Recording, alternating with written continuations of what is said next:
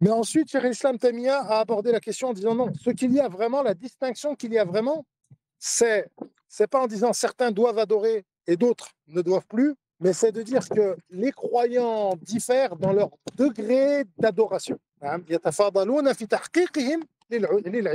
Et les plus élevés d'entre eux sont donc ceux qui appliquent le plus à l'ibada. Et c'est là qu'après on est rentré dans la deuxième partie de ce livre, à partir de laquelle Cheikh l'Islam Taymiyyah a mentionné certaines choses qui vont justement à l'encontre dans la vie du croyant, dans sa vie de tous les jours, qui vont à l'encontre de cette concrétisation de l'ibada, de la soumission à Allah Ta'ala, notamment à partir, pour ceux qui ont la même édition que moi, à partir de la page 69, lorsqu'il parle de tafadulu ahli al-iman. Tafadulu ahli al-iman.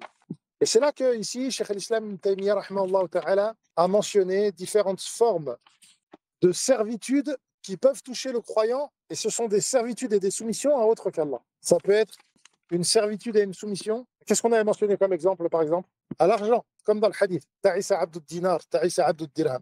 Donc ça, c'est une forme de servitude. S'il en obtient, il est heureux.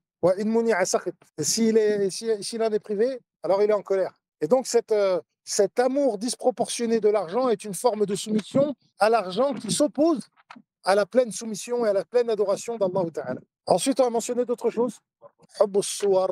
Hubb al-suwar, c'est-à-dire l'amour des apparences, l'amour des formes. L'amour des formes, c'est-à-dire l'amour des hommes pour les femmes ou l'amour d'une femme pour un homme. Quand cet amour-là, il est disproportionné, cet amour passionnel d'un homme pour une femme, eh bien, il crée entre l'amoureux et celle qui est aimée, il crée une forme de soumission et de servitude qui ne convient pas à l'amour d'Allah Ta'ala, qui ne convient pas au serviteur qui a concrétisé l'amour d'Allah Ta'ala. Cela n'empêche pas que le croyant aime. Le croyant aime. Le croyant aime. Le prophète sallallahu alayhi wa sallam aimait ses compagnons. Le prophète sallallahu alayhi wa sallam aimait son épouse. Mais lorsque cet amour est disproportionné chez certaines personnes et que c'est un amour passionnel et même un amour des formes, un amour animal même, qui le fait suivre ses pulsions et ne rechercher que cela, eh bien, ça en fait un esclave de ses passions et non plus au détriment d'être un serviteur et un esclave d'Allah Ta'ala. Et il y a une autre forme de soumission qu'on a mentionnée et dans laquelle on a aussi longuement parlé parce que c'est une soumission qui est cachée et que les pieux prédécesseurs désignaient justement comme étant ash-shahwatul khafiyya, la passion cachée, et qui est hubb ash-shuhra, l'amour de la notoriété ou l'amour du pouvoir. C'est deux choses, l'amour du prestige, l'amour du prestige. Et amour du prestige auquel sont confrontés les croyants et les gens en général, mais auxquels peuvent être particulièrement confrontés le prêcheur, celui qui appelle à Allah Ta'ala, notamment à notre époque, avec la mise en avant dans les réseaux sociaux, la recherche de la notoriété, la recherche du prestige. Et c'est pour ça que c'est un grand danger. C'est pour ça que c'est un grand danger. Et que beaucoup de savants parmi les anciens, eh bien, détestaient cette forme de shuhra. Il est rapporté de certains d'entre eux qu'ils détestaient, par exemple, être suivis lorsqu'ils marchaient. Et ils disaient zillatun littabi'i wa fitnatun lil matbu'. C'est une humiliation pour celui qui suit et une fitna pour celui qui est suivi. Et on voit bien qu'aujourd'hui, c'est un danger auquel on est particulièrement confronté et qui peut d'ailleurs chez l'étudiant, et c'est quelque chose sur lequel il faut qu'on se le rappelle, chez l'étudiant et chez le croyant en général, et qui peut le pousser même dans sa recherche de la satisfaction des gens à ne pas dire ce qu'Allah Ta'ala aime et à plutôt dire ce qu'eux aiment et à ne traiter peut-être que les sujets que les gens aiment pour garder leur amour et leur notoriété et à ne dire que ce qu'ils veulent entendre. Et ça, c'est une véritable fitna qui peut se produire malheureusement et qui est horrible, qui est horriblement laide. Lorsque le croyant utilise ce qu'Allah Ta'ala aime, c'est-à-dire le ilm, cette chose noble, la science ou la religion, mais que finalement cette religion, elle est utilisée pour obtenir la dunya, pour obtenir de l'argent, pour obtenir les éloges des personnes, eh bien, il utilise ce qui est le plus noble pour arriver à ce qui est le plus vil, pour arriver à ce qu'il y a de plus vil. Et c'est un danger qui nous guette tous, qui nous guette tous. Et c'est pour ça que l'exposition sur les réseaux sociaux ou ce genre de choses, c'est quelque chose d'extrêmement dangereux. Ça ne veut pas dire que les portes doivent forcément y être fermées, parfois peut-être il y a une maslaha rajiha, un intérêt qui est meilleur, mais il faut y aller sur la pointe des pieds, avec précaution. Et ce qu'on voit aujourd'hui, le fait de se mettre en scène, sur ces plateformes, c'est une cause de grande fitna. C'est une cause de grande fitna, desquelles on doit se méfier. Tout comme on doit se méfier aussi de ne pas utiliser le ilm pour s'enrichir. Parce que ça aussi, c'est utiliser quelque chose de noble pour arriver à quelque chose de vil. Et celui qui cherche l'argent à travers ses œuvres, il est plus intelligent, plus sage que celui qui cherche les éloges des gens. Celui qui cherche les éloges des gens, elles ne valent rien, elles n'ont pas de valeur. Il est loué par des créatures qui n'ont pas de valeur. Alors que celui qui cherche l'argent, même lui, il est blâmable, mais au moins il a quelque chose de concret et de palpable. Mais en tout cas, ces deux choses sont extrêmement blâmables. Et il est important de rappeler cette notion-là de manière répétée, parce qu'en réalité, al-ubudiyya lillah, cette soumission à Allah Ta'ala, c'est le remède du mal de notre époque. Le mal de notre époque, c'est le fait de la volonté de plaire, la volonté de... Regardez comment est-ce que les gens aujourd'hui attachent de l'importance à leur physique, à avoir le physique, entre guillemets, le physique parfait. Regardez le temps qu'ils passent là-dedans pour être regardés, pour être vus, pour être appréciés. Hein. Donc parfois juste pour plaire à leurs semblables. Et donc c'est encore une fois une forme de prestige. Ou alors pour des pulsions animales qui ne sont pas encadrées par la sharia. Et dans les deux cas, ce sont des esclaves de leurs pulsions. Et qu'est-ce qui sort de tout ça? Qu'est-ce qui sauve de cette maladie? Parce que c'est une maladie qui, en plus de ça, c'est une maladie parce qu'elle est contraire à la sharia et parce qu'Allah Ta'ala est au-dessus de tout cela et c'est lui qu'on doit rechercher. Mais c'est en plus une véritable maladie parce qu'elle cause le mal-être, elle cause la douleur, les gens sont malheureux lorsqu'on les abandonne, lorsqu'on ne les regarde pas, lorsqu'on ne leur donne pas, lorsqu'on ne leur donne pas d'importance, lorsqu'ils ne sont pas suivis. Et par exemple, l'une des implications auxquelles peut être confronté le croyant, c'est de s'arrêter de faire da'wah parce qu'il n'est pas suivi, parce que personne ne le calcule, celui-là, il ne fait pas da'wah pour Allah. Celui-là ne fait pas da'wah pour Allah. Celui qui fait da'wah pour Allah, il recherche dans sa propagation du ilm, il recherche la satisfaction d'Allah Ta'ala. Et donc, peu lui importe qu'il n'y ait que 2, 3, 4 personnes devant lui. Des prophètes viendront et ils n'auront personne avec eux. Ils n'auront pas été suivis. Et donc, c'est une véritable maladie qui pousse les gens à ne pas dire ce qu'ils pensent, à propager le faux. Regardez sur les réseaux sociaux, puisque c'est véritablement le mal de notre temps. Combien de personnes propagent le faux, propagent ce qui est contraire à la raison, contraire à la pudeur, ce qui est humiliant. Ils s'humilient pourquoi? Pour plaire à leurs semblables ou alors pour obtenir de l'argent. C'est une véritable servitude, une véritable soumission. Il est véritablement esclave de ses passions et c'est une servitude qui est humiliante.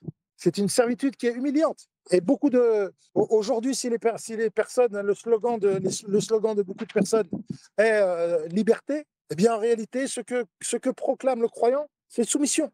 Soumission à Allah Ta'ala seul. Car c'est dans la soumission à Allah Ta'ala seul que l'être humain est libre. C'est quand il est soumis à Allah Ta'ala qu'il est libéré des chaînes de ses semblables. Il se fiche de ce que les gens disent de lui. Il se fiche de ce que les gens pensent.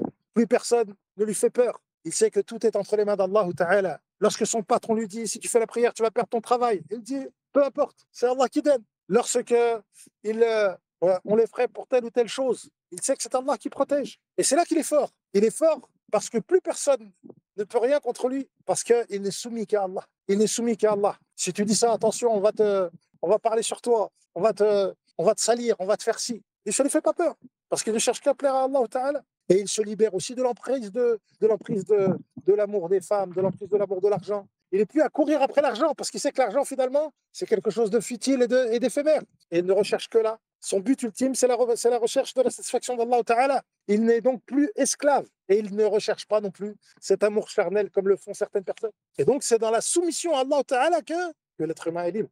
Que l'être humain est libre. Ils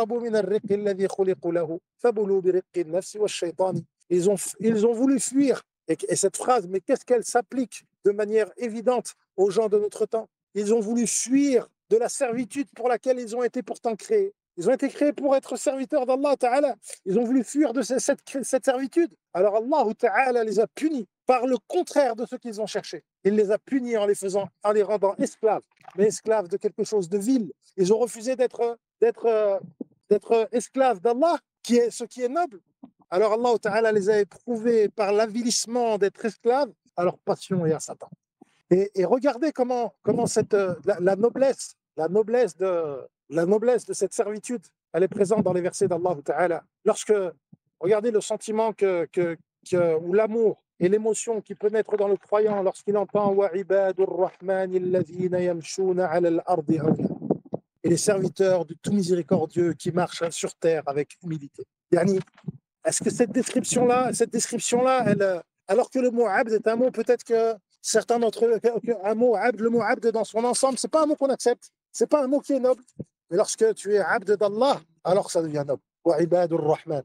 Regardez par exemple dans Surat Al-Qamar, lorsque Allah Ta'ala dit كذبت قوم نوح فكذبوا عبدنا فكذبوا عبدنا وقالوا مجنون وازدجر. Ils ont renié, ils ont rejeté qui? كذبوا, ils ont traité de menteur qui? Abdana, notre serviteur. Et regarde comment ce terme abd ici, eh bien il est noble et c'est un degré haut. Ou comme lorsqu'Allah Ta'ala dit Alhamdulillahi alladhi anzala ala abdihi, son serviteur. Louange à celui qui a révélé à son serviteur le livre.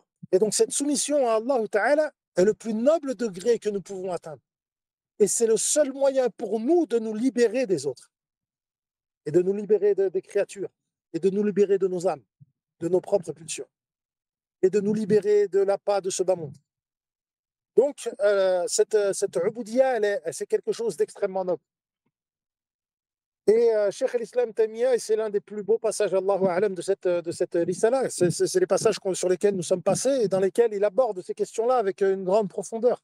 Et c'est pour ça qu'en réalité, comprendre cela, c'est comprendre le sens de sa vie. Comprendre cela, c'est comprendre le sens de sa vie. Ce qui montre l'importance de ce livre en réalité. Tu as été créé pour être un abd. Qu'est-ce que c'est un abd? Et quand est-ce que finalement tu n'es pas assez un abd? Tu n'es pas assez un abd lorsque l'attrait de ce bas monde t'empêche d'obéir à Allah Ta'ala, quand tu préfères tes pulsions à ce qu'Allah Ta'ala t'a ordonné, lorsque tu suis ce bas monde au détriment de ce qu'Allah Ta'ala t'a ordonné, lorsque tu recherches l'amour de tes semblables de manière excessive, eh bien à ce moment-là, tu n'es pas assez un abd. Et c'est un manque de ta part. Et tu es baissé en degré. Tu es baissé en degré puisque tu as préféré, au lieu d'être serviteur de celui qui est le plus noble, tu as décidé d'être serviteur de ce qui est vil et de ce qui fait souffrir.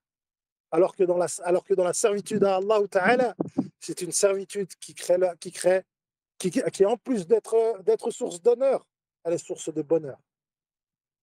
Et donc c'est un véritable, cette risala-là, de ce point de vue-là, ça nous aide à comprendre en réalité toute la compréhension de toute la pensée de Ibn Taymiyyah.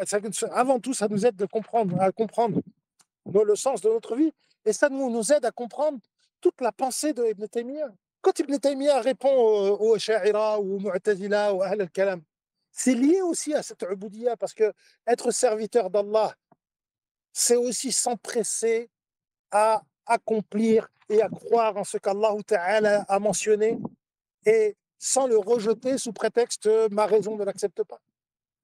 C'est aussi, encore une fois, une forme de soumission. C'est le fait de mettre la parole d'Allah, parce que puisque nous sommes des serviteurs d'Allah, c'est de mettre la parole d'Allah, puis la parole de son messager au centre de notre compréhension de la religion. Et donc, en fait, on comprend même à travers cela les différents ouvrages d'Ibn Taymiyyah ou d'Ibn al-Qayyim. Madarij al-Salikin, c'est comment être un abd, comment être un adorateur. I'lam al-Muwaqqi'in, qui est quelque chose dans le fiqh, eh bien, c'est comprendre ce qu'Allah Ta'ala nous ordonne à travers le Coran et la Sunna. C'est recentrer le Coran, c'est recentrer cette compréhension autour du Coran et de la Sunna. Et donc, en fait, c'est recentrer ou mettre le Coran au-dessus, la parole d'Allah. En tant que serviteur, eh bien, nous devons mettre la parole de notre Maître, de notre Seigneur, de notre Créateur, au-dessus de toute chose, au-dessus de la raison, au-dessus du qiyas, au-dessus de nos goûts, de nos sensations, Madarij Salikin, qui nous explique comment favoriser l'adoration à travers le Coran et la Sunna plutôt qu'à travers al-wajd wa al-dhawq des soufis. Donc voilà un peu les notions abordées dans ce livre. Les notions abordées dans ce livre. Et pourquoi est-ce qu'on s'est arrêté un petit moment sur ça? C'est parce que quand on lit ces ouvrages-là, il est important de ne pas fragmenter chaque cours, chaque passage, mais en fait de comprendre cela dans l'ensemble, de comprendre dans l'ensemble, de comprendre l'idée du livre et de comprendre le cheminement par lequel l'auteur est passé. En réalité, pourquoi quel est le rapport entre la soumission à l'amour charnel, entre l'amour passionnel, le fait d'être amoureux, et le fait de croire qu'Allah Ta'ala et la créature sont uniques. Il y a des, il y a des, il y a un socle commun qui est le manque de compréhension et d'application de la servitude à Allah Ta'ala. Donc voilà un peu les raisons pour lesquelles on est repassé là-dessus. Et puis à la fin du livre, Inch'Allah Ta'ala, on essaiera j'essaierai même de partager avec vous un document pour vraiment identifier les idées principales de l'auteur. Et même comme en fait Ibn al-Qayyim rahimahullah ta'ala, et Ibn Taymiyyah rahimahullah ta'ala, ils ont un peu cette même manière d'écrire. Des gens déjà qui écrivent à l'improviste, ils écrivent en improvisant. Zad al-Ma'ad, il l'a écrit en voyage. L'Ouastia, enfin, Ibn al-Qayyim l'a écrit en voyage. L'Ouastia, il l'a écrit entre Dhuhr et l'Asr parce qu'il a posé une question. Al-Hamawiyya, c'est la même chose. L'Uboudiyya, c'est des questions. On lui pose la question, il répond.